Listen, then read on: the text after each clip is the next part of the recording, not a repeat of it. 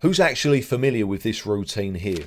What's it called? Who created it? When did it come to be? Let me know in the comment section if you've seen this before, because I don't really think it's that well known, but remains one of the most influential programs ever created and has laid the foundation to many of the more popular HIT styles of training that we see today, and an entire concept of minimalism.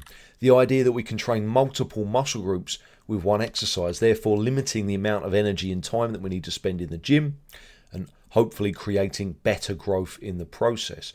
Training abbreviation, essentially. So before we really dive into this protocol and take a look at why it's important and what we could maybe do to improve upon it, I want to make you aware that you can actually grab a Google Sheet tracker that I created for this routine. The link is in the description box down below. It will take you to my website, pop your email in, and the download link will appear underneath that. So it's a very simple sheet, but could maybe be of some benefit if you want to use this program going forward. So let's get into actually how you can achieve gains in muscle mass by using this protocol. The protocol in question is, of course, a consolidation routine created by the late Mike Mentzer in the 90s. And this is the third edition, which contains the lowest level of volume, just 4 exercises, 1 set per movement and 2 exercises per session. So incredibly low volume, and very different from what was popular at that time. This is really the beginnings of the minimalist movement in its purest and most undiluted form. And of course, HIT training at that point had been around for around 15 years or so, but was still very much on the fringes of bodybuilding, despite the fact that the current Olympia winner at that time was using a routine very similar. It still wasn't popular, despite the fact that it had been around for years prior. So it wasn't really a new concept, it was just taken to the extremes, and that's where this kind of concept of minimalism comes in. So the protocol that he recommends, Mike Mentzer, the reps are definitely a lot lower than what was typically used in and around that time of training. But we can look back in the 50s and the 60s and see guys recommending sets of 5 and 6 to combine strength gain with muscle gain. So it's not a new concept, despite the fact that a lot of these kind of science-based gurus now on TikTok will have you believe it's not a new concept, it's just become popular, but it's always been used. So essentially what Mike Mentzer did here was just kind of streamline the idea of HIT and low rep training and simple progressive overload schemes to create this consolidation routine.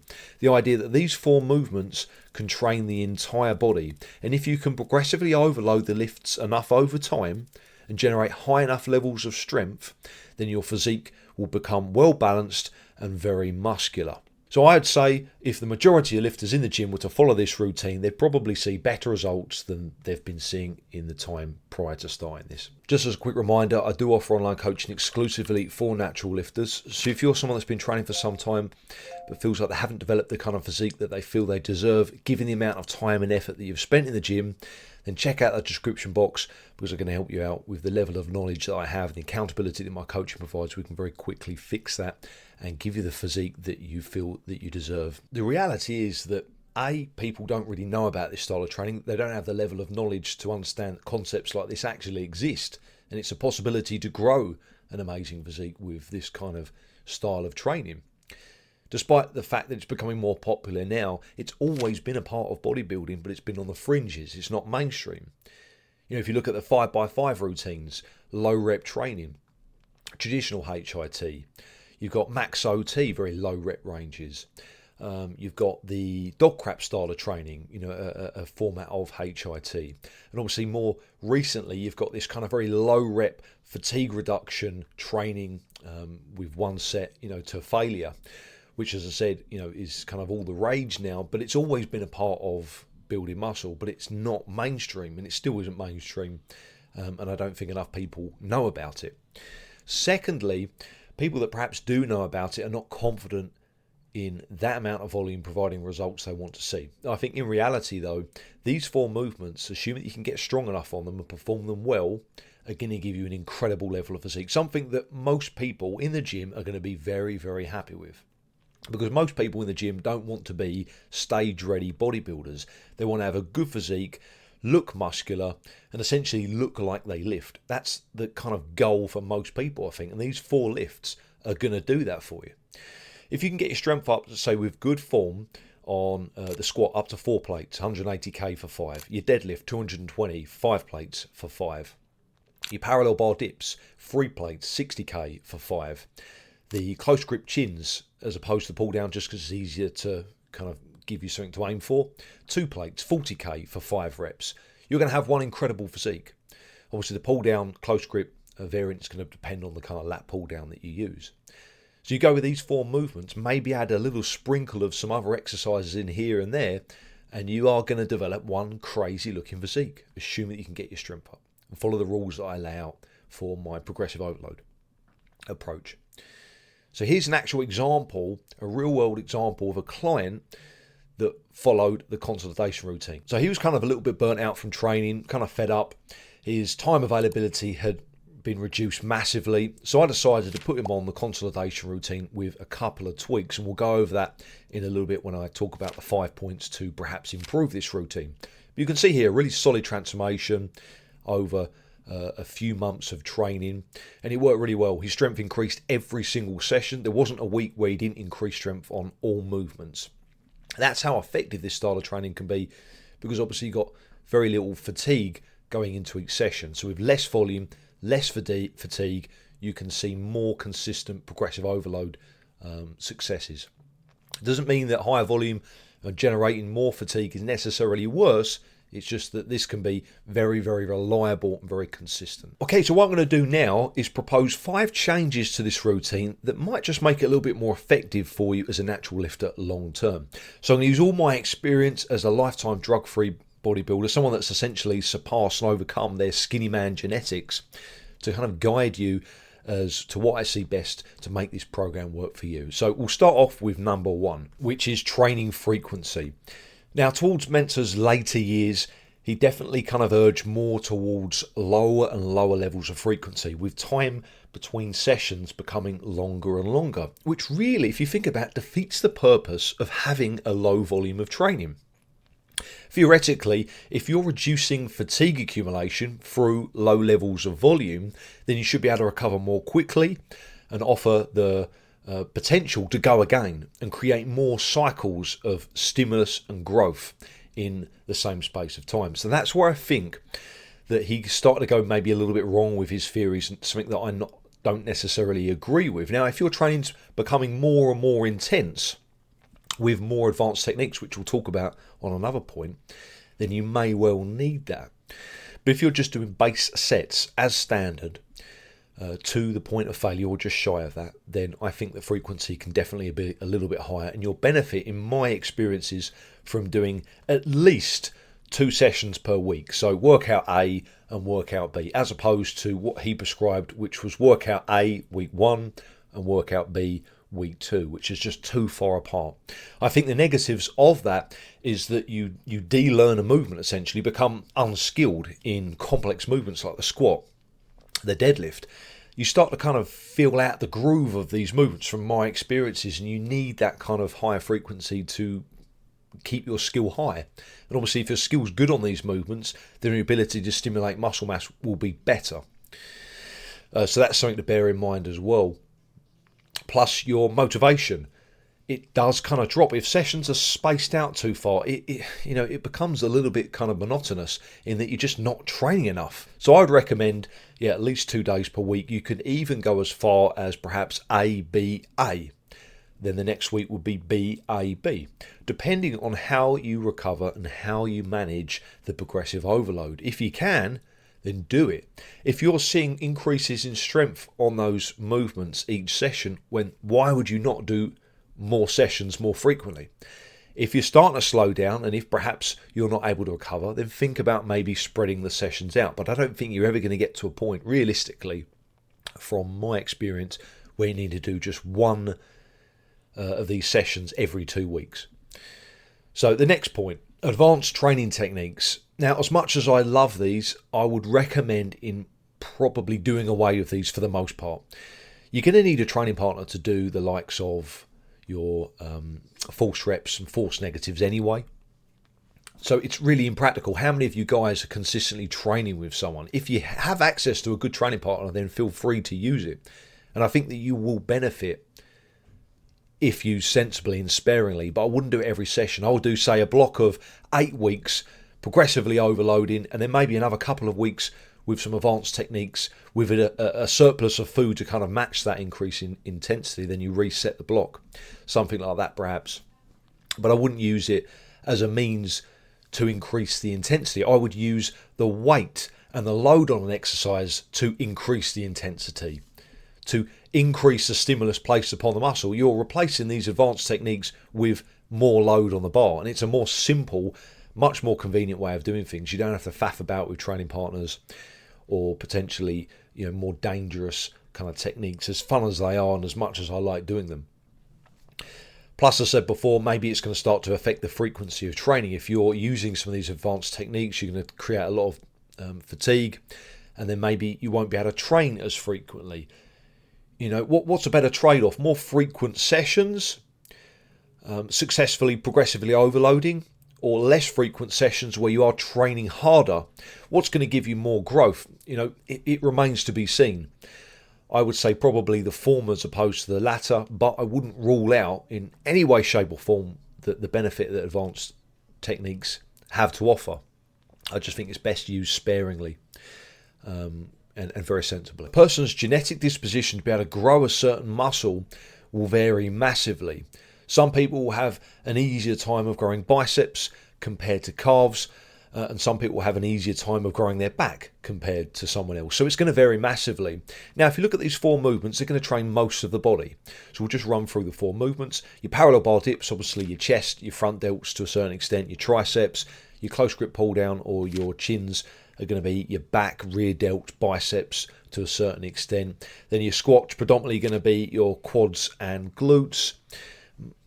Hamstring development is going to be negligible, dependent on the way you perform the movement, I guess, but it's predominantly going to be, as I said, quads and glutes. And then your deadlift is going to be, your posterior, lower to upper back, and then your hamstrings. And again, depending on how you perform those, can vary the impact on those muscle groups, and we'll come to that a little bit later. So now there are some muscles that don't really get much love at all. That's your calves, your forearms, and your arms in general.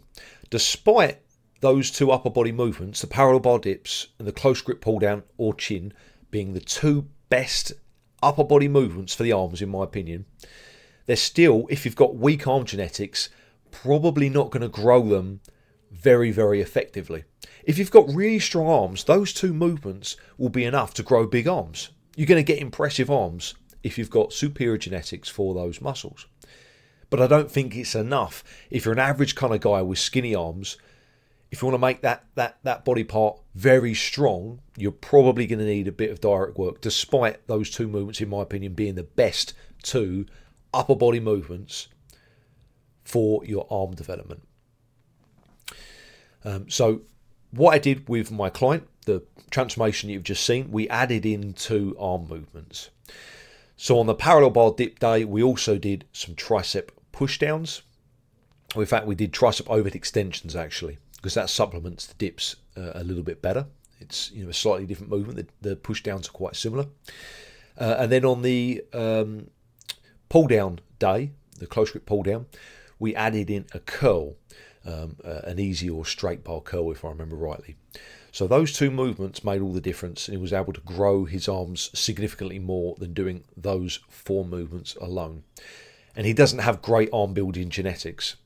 If it's someone that does, you probably won't need to add in 2 arm movements, but it's going to become dependent upon your genetics. The same with calves. For someone that's got great calves or superior genetics for building calf muscle, walking out of a heavy squat bar might be enough to build good quads, to build good calves rather. That may well be enough. And that's why that kind of theory of squatting and squatting alone being good enough for calves comes from. Because people with good calf genetics notice their mass increase from squats and just from walking out with a bar almost. But for most people, if you've got skinny calf genetics, it's not going to cut it. You're going to need calf work. It's as simple as that, guys. So I think we need to kind of be a little bit more sensible about adding in maybe supplementary movements to these base 4. That being said, I still believe that these 4 movements, if done with good form and loaded up to a heavy enough weight over time, can build an amazing physique. You just might have lagging body parts if your genetics are particularly weak on your arms or calves, for example, while doing these 4 movements. So lastly, the 5th point, we've got exercise selection, which is really, really important. I'd make the following couple of changes here. And this would be predominantly for your lower body work. So what I would do, I'll replace the deadlift, the barbell deadlift, with barbell stiff leg deadlift. Now, the upper back is going to be taxed in more or less the same way. Of course, you're going to have to knock a little bit of weight off the bar, but it's not going to be much. But you're going to massively increase then the stimulus placed upon the hamstrings, because the squats aren't really going to do that for you. Again, unless you've got great hamstring genetics that just sort of pop out, with a minimal kind of stimulus to the area, you're going to need some attention to grow these kind of muscles. And I think the stiff leg deadlift serves as a great way of doing that. I'd recommend the stiff leg deadlift over the RDL just because it's easier to kind of progressively overload and track strength, given that each rep is from a dead start as opposed to something that's kind of moving continuously like the RDL. And then what I would do, I would also replace the squat with leg press. Now, you don't have to. If you're a really confident squatter and you have great levels of flexibility and you can do it comfortably, then I would squat. It's something that some people have a very easy time of doing. But for a lot of people, like myself, it was really something I had to work very hard at and spend a huge amount of time and effort and energy getting myself supple enough, mobile enough to actually perform a squat decently. And in doing that, it placed a lot of risk on my lower back, doing a movement that just really wasn't really that suited to me. Now, the squat built my legs, so I'm not going to trash it. It's still a fantastic exercise, but I think that it's probably easier to use a leg press and to stimulate the quads directly with a very, very good leg press variation. Again, it's easier to kind of track your progressive overload because your form can be more consistent. You don't have to rely on the bottleneck of your lower back or your abdomen, depending on how you feel on that day. Sometimes if I would feel stiff, I would be bottlenecking the stimulus placed upon my legs because I just wouldn't be able to get down into the same position, knowing that your lower back is such an integral part of that lift. When you do leg press, you take that away, so it's always standardized.